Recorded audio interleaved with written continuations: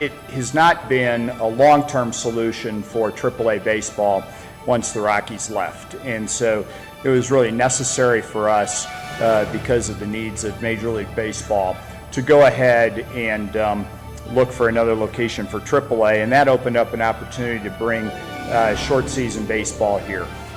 I'm Eric Singer, and this is Between the Lines. We just attended a news conference moments ago that had specifically to do with the relocation of the AAA Sky Sox to San Antonio and bringing in the Helena Brewers, which is a rookie club.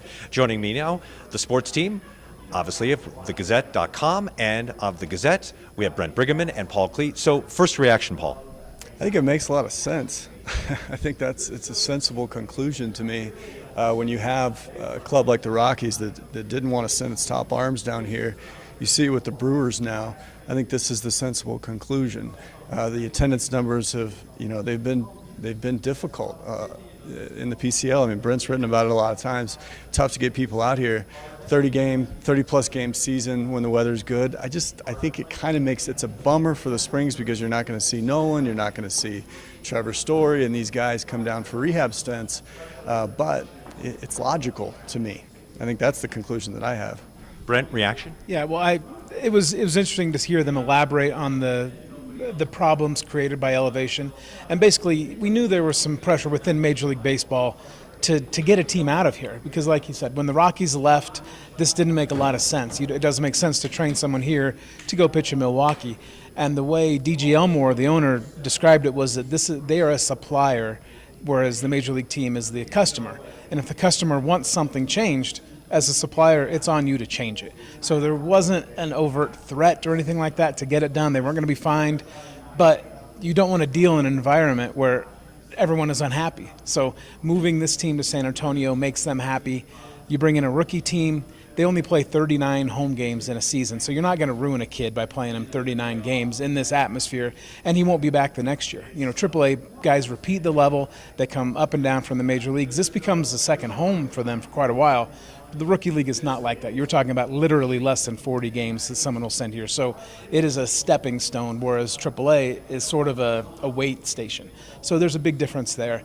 And so, like Paul said, I think this makes a lot of sense. We knew that was likely coming. It was more a question of when than if, especially once the Rockies cut ties. Now we know that the when will be starting with the 2019 season. I think too, this is entertainment. This is where Brent takes his 8 kids that he has, 3 girls here for $2 Tuesday. You have $2 hot dogs, you have $2 beers, $2 tickets. That's why I would go. I grew up going to Duke's games down in Albuquerque at Duke's ballpark, and that's where I fell in love with baseball because you have a chance to catch a foul ball, you have a chance to eat way too many hot dogs and feel bad the next day. That's why you go. I couldn't tell you where the Sky Sox finished last year, or they finished 3 years ago in the league standings, because the wins and losses are kind of irrelevant here. So I don't know that it's going to affect attendance that much, but I'm eager to see. Yeah.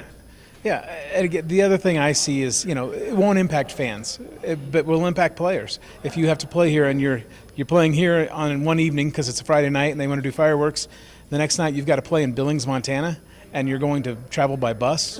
That's a heavy load. I mean, granted, and I talked to Tony Enzer about this. Right now, what they're doing is they're busing to Denver and flying somewhere, so you're still not getting home until late. You're having a short night. You're taking one bus. You're taking a plane. You're not getting good rest, whereas on a bus trip, at least you have one long trip where you can get some sleep, but it's going to be rough. And this is going to be a rough introduction to professional baseball for these 19, 20-year-old kids. But it's part of the deal, and a lot of them will have just signed for pretty big money, so they'll do what they're asked. But it is going to be a rough transition for these guys. But I think it's going to be, as a baseball fan, I think it's going to be fun to see some guys who are young and eager to be here. You have some guys at this level who are not excited to be in AAA because they have tasted the major leagues, and to come back to this it's a tough pill to swallow. Whereas if you were just drafted, the sky's the limit to what you can do, and so there's an enthusiasm and all that I think will be a little bit infectious. So I don't know how that will manifest itself, but it'll be fun to see that and just to see the difference. All right, well, thank you so much, Brent Briggeman and Paul Klee, and thank you for watching. And of course, you will get full coverage in the Gazette and on Gazette.com. Brent Briggeman and Paul Klee with more analysis. Thanks for watching this Between the Lines. I'm Eric Singer, Gazette.com.